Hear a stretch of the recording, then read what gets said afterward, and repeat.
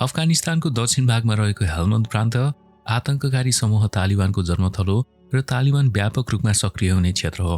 सन् 2010 को सेप्टेम्बरको एक साँझको कुरा हो। रयल गोर्खा राइफल्सका सार्जेन्ट दीपप्रसाद पुन 2 तलाको चौकीमा ड्युटीमा तैनात थिए।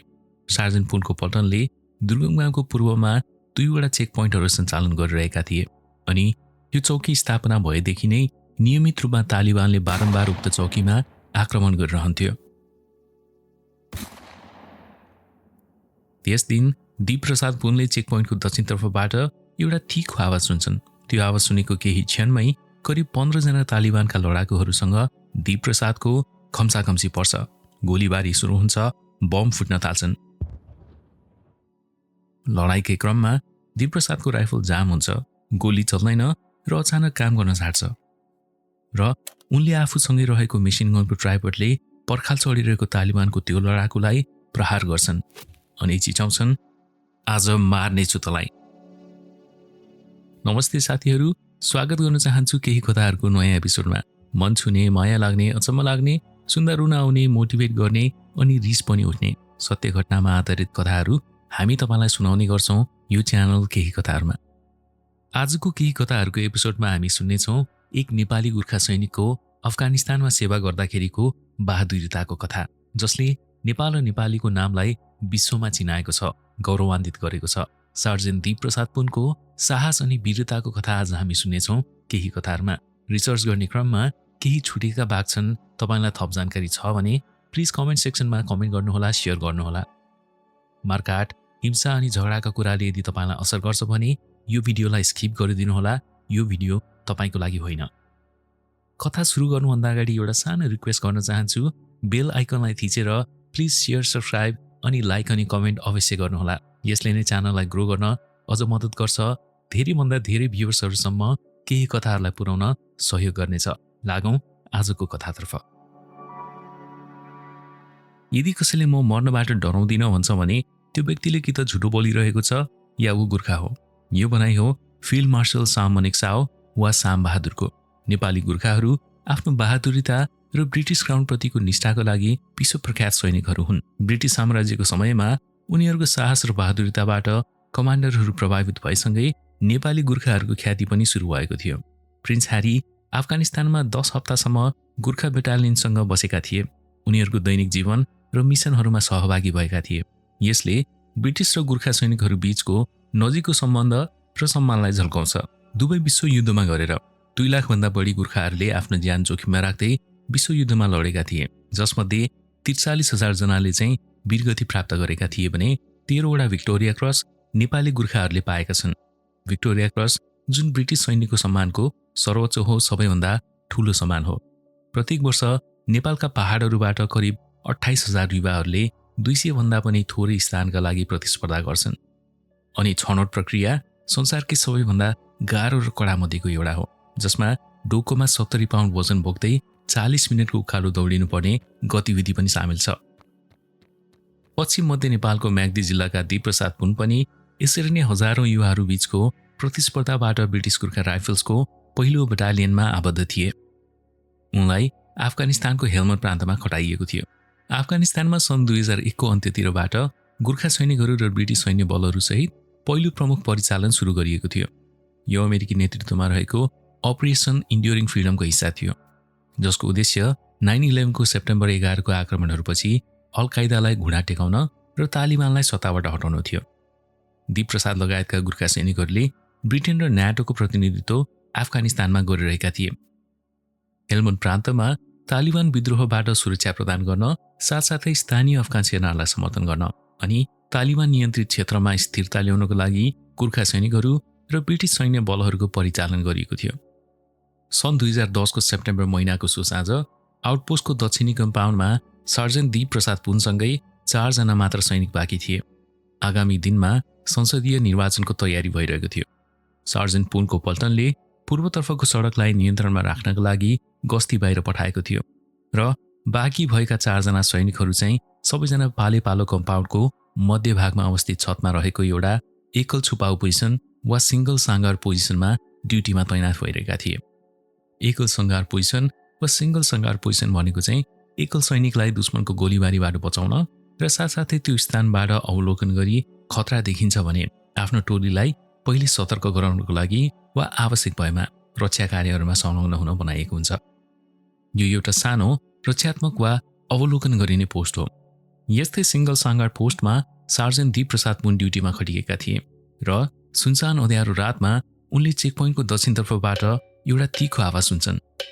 उनले मनमा नै सोध्छन् सायद त्यो आवाज गाईबस्तुले गरेको होला।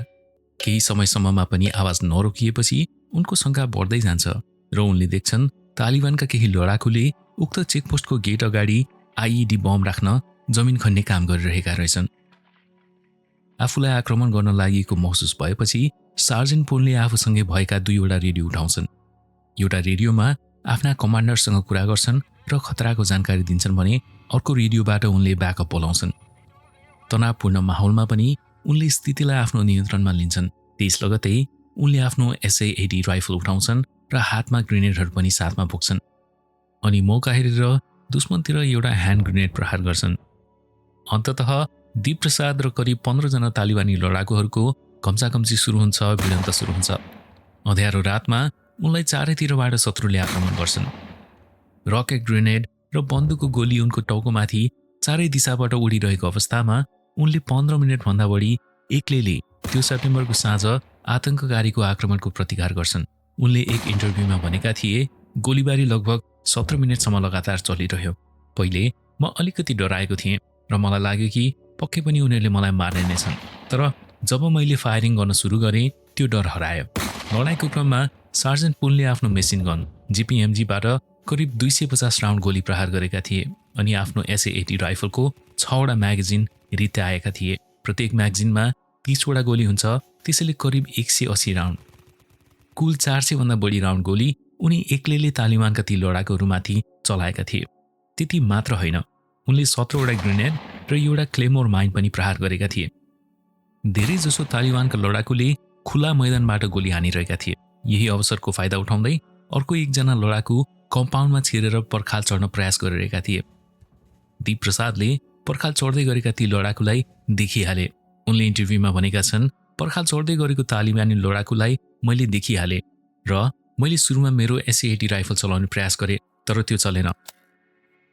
SA-80 राइफल जाम भएको थियो वा म्यागजिन समाप्त भएको थियो भन्ने मलाई थाहा छैन। त्यसपछि तुरुन्तै मैले मेरो SA-80 राइफल भुइँमा फालेँ र एउटा बालुवाको बोरा समातेँ र त्यसले पर्खाल चढिरहेको लडाकुलाई प्रहार गर्ने सोचे।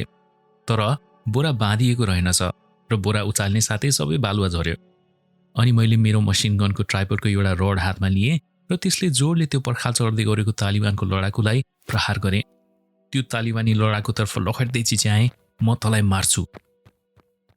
जब गोलीबारी अन्ततः रोकियो, दीपप्रसादले आफ्नो काँधमा कसैले छोएको महसुस गर्छन् र फेरि आक्रमण सुरु भयो कि भनी पछाडि फर्केर हेर्दा आफ्नो कमान्डर मेजर सनलाई आफ्नो पछाडि देख्छन्। पुनका अनुसार लडाइँ सकिएपछि अन्त्यमा उनी निकै थाकेर ढल्ने अवस्थामा पुगेका थिए। सार्जेन्ट पुनलाई कतिजना तालिबानी लडाकुले उनीमाथि आक्रमण गरिरहेका थिए भन्ने जानकारी थिएन। 100 जना नै आएको भए पनि तालिबानी लडाकुहरूलाई रोक्नका लागि दीपप्रसाद पुनले प्रत्यक्ष रूपमा डटेर सामना गर्ने थिए, किनकि कायर बन्नुभन्दा मर्नु राम्रो भन्ने आदर्शमा गोर्खा सैनिकहरू बाँच्छन्। उक्त साँझको गोलीबारीमा 3 जना आक्रमणकारीको मृत्यु भयो भने बाँकीका लडाकुहरू दीपप्रसादको बहादुरिताका अगाडि टिक्न नसकेर मैदान छाडेर भाग्न बाध्य भए। उनको बहादुरिताका लागि कर्पोरल दीपप्रसाद पुनलाई द कन्स्पिक्युअस ग्यालेन्टी क्रस CGC प्रदान गरिएको थियो। ब्रिटेन र साथसाथै कमनवेल्थ देशहरूबाट सेना कार्यक्रमहरूमा शत्रु विरुद्ध सक्रिय अप्ठ्यारा परिस्थितिहरूमा बहादुरीका कार्यहरूका लागि प्रदान गरिने यो एउटा एकदमै प्रतिष्ठित सैन्य सम्मान हो, जसलाई ब्रिटिस आर्मीमा भिक्टोरिया क्रस पछिको दोस्रो ठुलो सम्मानको रूपमा लिने गरिन्छ। कर्पोरल दीपप्रसाद पुनलाई आफ्नो चेकपोइन्टमा उनी एक्लैले तालिबानको हमला भएको घमासान युद्धमा देखाएको असाधारण बहादुरी र नेतृत्वका लागि द कन्स्पिक्युअस ग्यालेन्टी क्रस प्रदान गरिएको थियो। लन्डन ग्याजेटमा दीपप्रसाद पुनलाई द कन्स्पिक्युअस ग्यालेन्टी क्रसले सम्मान गरिएको बारेमा मार्च महिनामा सन् 2011मा छापिएको थियो। यो सार्वजनिक सूचनाको एक आधिकारिक स्रोतको रूपमा चिनिन्छ। सन् 1665मा स्थापना भएको लन्डन ग्याजेटले कानुनी सूचना, आधिकारिक घोषणाहरू, सैन्य पुरस्कार र कर्पोरेट कार्यहरू प्रकाशित गर्दछ। उनको पदकको प्रशंसा पत्रमा लेखिएको छ, उनी एक्लैले तालिबानका लडाकुहरूसँग लडाईँ लडेर आफ्ना 3 जना साथीहरूको जीवन बचाउन सफल भएका थिए र आफ्नो चौकीलाई कब्जा हुनुबाट पनि रोकेका थिए। पश्चिम नेपालका बीमाका सर्जन पुनलाई उनी 31 वर्ष हुँदाखेरि द कन्स्पिसियस ग्यालेन्टी क्रस प्रदान गरिएको थियो।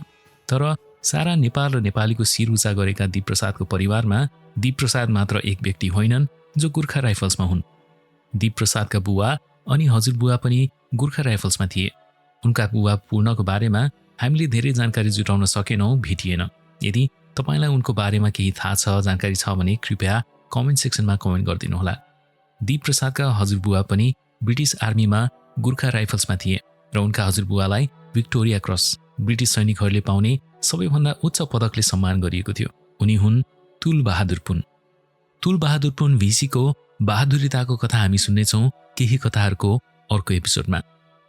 यतिन्जेलसम्म सुनेर साथ दिनुभयो, धेरै धेरै धन्यवाद भन्न चाहन्छु। केही फिडब्याक छन्, सजेसन छन्, तपाईँका सल्लाहहरू सुझाव छन् वा कुनै रियल लाइफ स्टोरिजहरूको बारेमा यदि तपाईँसँग रिक्वेस्ट छ भने कमेन्ट सेक्सनमा कमेन्ट गर्नुहोला वा हामीलाई इमेल गर्नुहोला। हामी सक्दो प्रयास गर्नेछौँ केही कथाहरूमा तपाईँले सजेस्ट गर्नुभएका कथाहरू कभर गर्नको लागि।